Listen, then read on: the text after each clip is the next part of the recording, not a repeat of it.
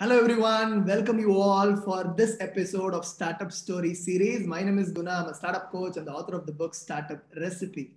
And today we have a very special person, Veerasha Vora, in this episode, my friend from Ahmedabad, and she is going to share her entrepreneur journey in this episode of Startup Stories. But let me give a quick background about who she. And she got married early, and she was a hardcore housewife for 34 plus years, and before 4 years, she started practicing yoga and she got immense benefit and she saw a lot of changes inside, which motivated her to get yoga certified trainer from the institute in Singapore called Real Yoga. And she also got certified for diploma in psychological counseling. And after getting this, she started helping more than 3,000 people to get benefits through yoga. And not only that, 2 years back, her son proposed her with a restaurant business proposal, and she started doing that with along with her son and one more partner in the name of Salt and Pepe. It's an Italian restaurant, and guess what? They've got the best Italian restaurant in Ahmedabad award from Times Food Awards last year. And this year again they got nominated, and hopefully they will get this award this year as well.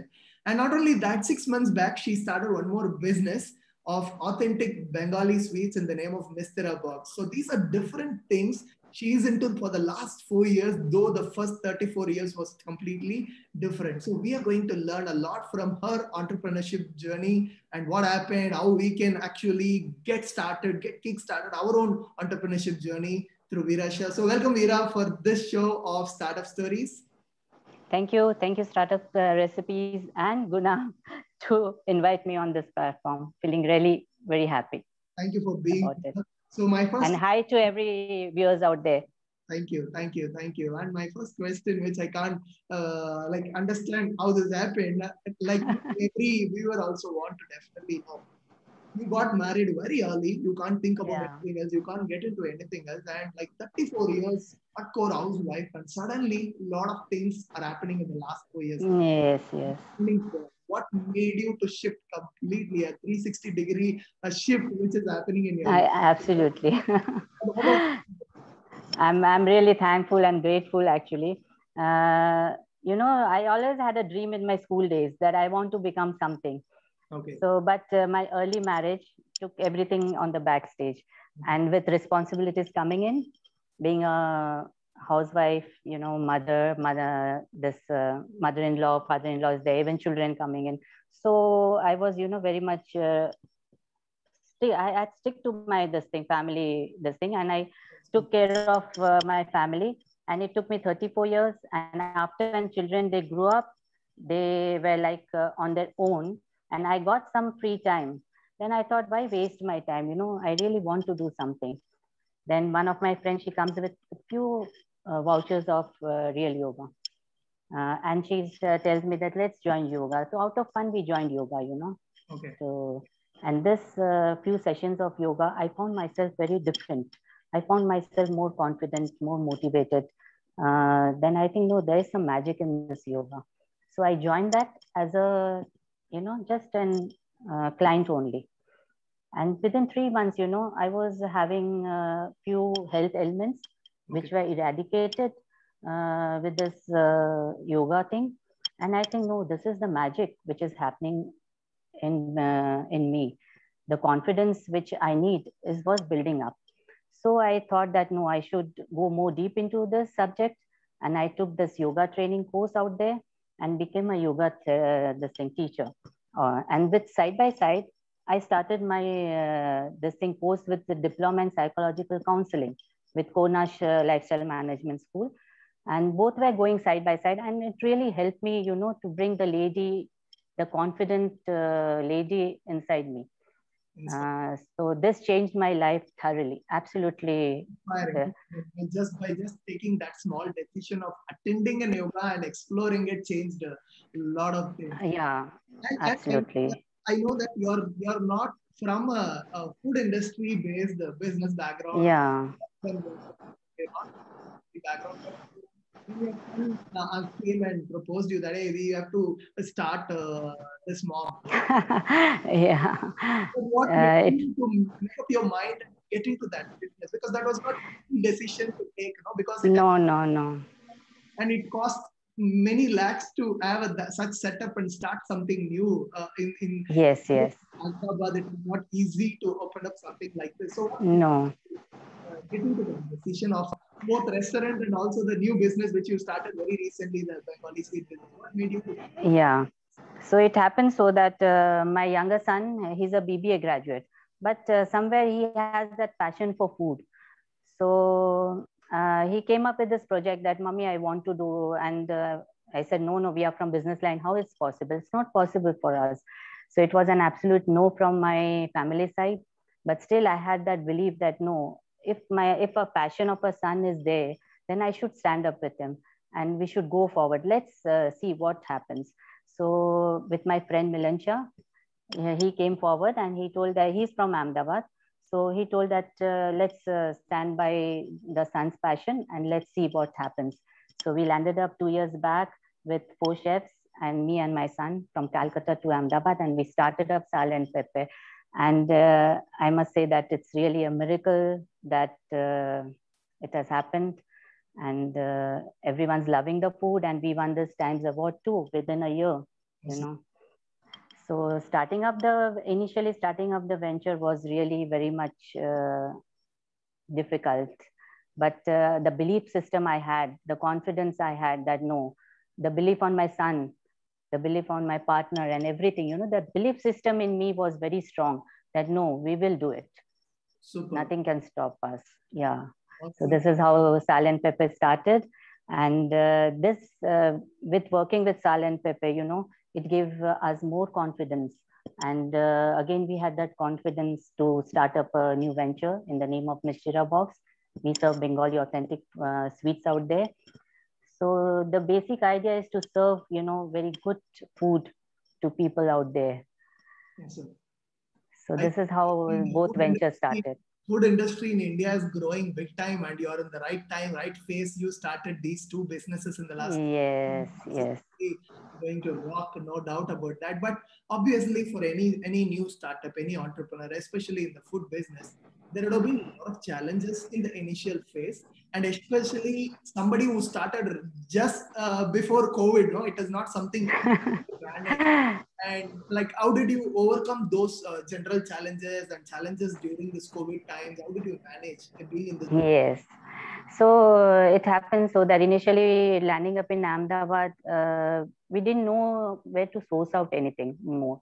Our partner is also from Ahmedabad. He's also not from the food industry. Okay. So it was very much new for us. So sourcing out things was a very big challenge for us. And again, managing the staff, with 4 of them. And it was not like a small restaurant. It's like a 60-seater restaurant. So it's a big enough. So many challenges came up. But with these challenges, we grew and we learned from it to how to grow better and better with this thing. So nothing is impossible, anything can be started up anywhere. You learn from things by your mistakes. That is what we are doing. And we still are, learning. Super. So it is helping us a lot. We are not from this food industry also, so the startup was a really big challenge for us. Correct. That's what I was about to ask, because usually, some experience, like you started something small and then you started something big. Yeah. Directly going for a 60-seater base Italian kind of thing. It was absolutely, and many of them from the food industry knew that someone like this has been opening. So they were also very much, caring, and no, this is absolutely like you are taking so much of risk. But I always, I had believed that I believe in God, believe in the people of Ahmedabad, and the belief on my son. So this belief system, had really built us up more and more. I would definitely say serving a good food and you will definitely rock in the business. No doubt about that, because people are now looking for value for money, and they don't mind paying high price for certain restaurants. They don't mind if at all they're going to get a good ambience, good food, good taste. And absolutely. And you won't believe that, the serving of food and when it brings smile on their face, it's such a content feeling. It's such a, it's that feeling is so awesome. So people, my guests, they ask me that what you put inside. I say nothing, love. That is what I put. Awesome. So what were some initial mistakes which you did in this food industry business, and later you rectified, later you learned that, and this is not how we should do, and this is how you should do. Why? Because I'm asking this question because this will help a lot of audience who are watching this video who want to start something in the food industry. This will definitely help them. So can you share? Yeah. First of all, I think that managing staff, people, okay, that is the first thing we should be very much focused on. Building more confidence, looking out of things on minute things, okay, like the food cost, where we could be more accurate, where we need to cut down. So there are very minute things that we learned from this. How to do the cost cutting. Okay. Okay. How to source out things for more, go a step beyond and you source out your things. Okay. You need to do lots of research thing in that. Okay. So initially we did mistake, but we are happy that you see, we make our pizzas from mango wood. Okay. So sourcing out mango wood was one of the biggest challenge for me. And so my son, he takes part of the kitchen recipes and everything. The outer part, sourcing out things was on my partner, he looks after the finance. Okay. So sourcing out things and not knowing anyone from Ahmedabad, that was the biggest challenge. Okay. Because this food industry, where to go or how to, but still, you have to think beyond, out of the box, that where should I go? Okay. And rectify this thing, where should I get this? So research is very much important. So and from my friends who are in the food industry, any kind of food, they always tell me this. We need to check on the quality. And one more, which they always talk in the business perspective, is about the wastage of yes. the food industry. Yes. How do you manage? Because that is something which can eat up your profits, or that is something if not managed well, then yeah. See, the waste management is the very integral part of this thing, because we don't know that how many of them are coming today and how. But with this, COVID thing and everything, we know that this much today will be getting this much of, and we make, a little bit less only, so that it's better to be sold out. Correct. Than to. So again, the another day we can come up with a fresh stock. So that is we don't make up, we don't piled up things that it will go for a week or something like that. Everything is made up fresh, and we try to maintain that thing, that no, it's okay. End of the day, everything is sold out. If we are not able to cater a few clients, then it's fine. But at least we are happy that we are serving fresh. So, and the wastage is less. Yes, and absolutely. There were very few restaurants who were following this before COVID, and post-COVID, many restaurants started adapting to this, because ready to say no, by 8 o'clock, by 7 o'clock, this dish is over. And now customers know that if at all I want that dish, I need to go a little early or something. So it is going to help, and it can cut cost in the wastage, no doubt about that.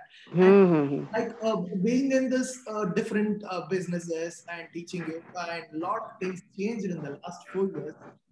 I want you to mention what is a good partnership business benefit somebody can get when they get into partnership, and what is that something they should take care when they are into partnership business? Because since we are in partnership business, yes, startups come to me with this question like, I want to start a business with my partner. Is that fine?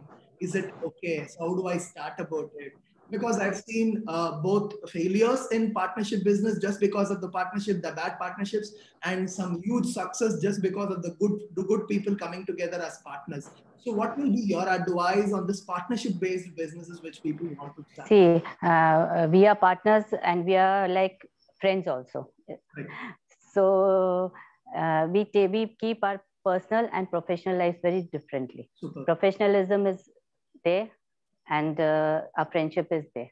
It's a family friendship which both of them goes parallel. But being a partner, this ethics are very much important. very much important. Respect is very much important, and everything you should be, like crystal clear. Super. Everything should be absolutely clear between, and we learn, even like we are not from the business line, but we are learning more and more with our partners also. Awesome. So that learning part, you should always be there. No, if a mistake is there, you are ready to accept it and you learn from your mistake. If your partner is saying, no, this is not right, this is no, it's not that. The ego shouldn't be there. Oh no, it's a learning process. Yeah, we should. And for the best of partners, this is very much important to bond a relationship, which should be very much crystal clear in monetary terms also. And the ego should not be there. Absolutely. If we are making a mistake, yeah, it is accepted. Yeah, super. I accept and I grow from that. Superb, superb. The few points which you covered, I think definitely all the viewers who are watching this will take it seriously. No, this is my experience. I'm not a hardcore businesswoman, but this is what I've learned. No. From your experience, when you share, when they are going to get into partnership, they have to obviously take care of these things, because you have covered all the points quickly in a short message itself. And now I would come to the very important question. Now, a lot of housewives who got stuck, maybe they worked earlier, maybe they did business earlier, or they've not done anything in their life, but still they want to have that identity. They want to do something for their satisfaction or for the financial reasons of something. Maybe they're not completely into those family responsibilities right now. They have some time right now, but they don't know how to come out of that, how to start, what to start, where to start from, etc. And they are confused, and they're not very confident about starting something. I feel they're all in the same page where you were in 4 years before. And so what will be your tip or advice or suggestions for all those housewives who are there and who want to start something on their own?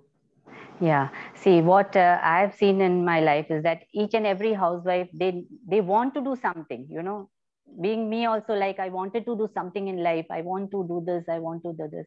But starting up this thing, I think one should have that confidence. One should explore that inner potentialities, that what they are good at, and then they think about it that, no, I want to do. The first and foremost thing is that family support. Without family support, I think a housewife is unable to grow, absolutely. Because my family support was such a strong. My husband, he has given me wings to fly. He has given me wings to explore my own identity. And I have been doing this since last 4 or 5 years, and he has given me space to grow. So balancing the both sides, even he's balancing the house, the balancing part is very much important. And each and every housewife, I think, there's always a confusion that what to do. But yoga gave me, my personal experience, yoga and meditation gave me much clarity about my own self, building my own confidence, going inside me, that no, what I need to do more. So yoga and meditation gives a lot of clarity to things. And when the doors open, it's a sort of miracle, It happened to me only. Like one instance I would like to share, that when I was in school days, it was my dream to become Miss India. I was always used to see that how it happens. But I don't know, somehow it happened. That too 4 years back, when yoga and meditation came into my life. I was enrolled for a beauty pageant with a course, and I became the first runners-up of Mrs. India, Asia and Planet. So that was absolutely a miracle. I never thought of that, So I think doing something, spirituality is very, very a must thing for a housewife. It will give them a immense confidence.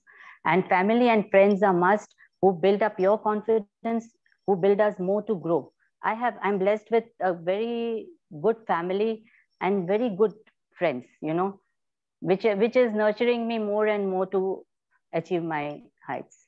Super. Thank you for that. That's all. Super. This is my story. And I don't know, I wish that, I hope that I grow more and more. And if housewives are motivated, and they do something, then I think my life is worth something. Absolutely, absolutely. This a short interview is going to inspire a lot of housewives. I'm sure that Hopefully. think about coming out and doing something, because when somebody who's a housewife of 34 years can do this in just 4 years, and I know that we're going to grow more and more from now onwards, and this will definitely inspire all those who are watching right now, not only housewives, any women, anybody for that matter. Anybody. And age is just a number, we just crib that, oh, I'm 50, I'm 50. I think it's just a, mind game. Just keep it aside. You think that you are just 20, it'll work for you. Thank you for answering all the questions and sharing. No, it's always a pleasure sharing my experience. So thank you for joining for this startup episode. Thank you, Veera, and thank you everyone for watching this episode of Startup Stories. And as usual, I'm going to come back to you with one more inspiring story in the next episode. Until then, get inspired from this story and take immediate action, and reach out to me and Veera if you need any support from whatever we mentioned in this particular interview. Thank you all. See you in the next episode. Thank you.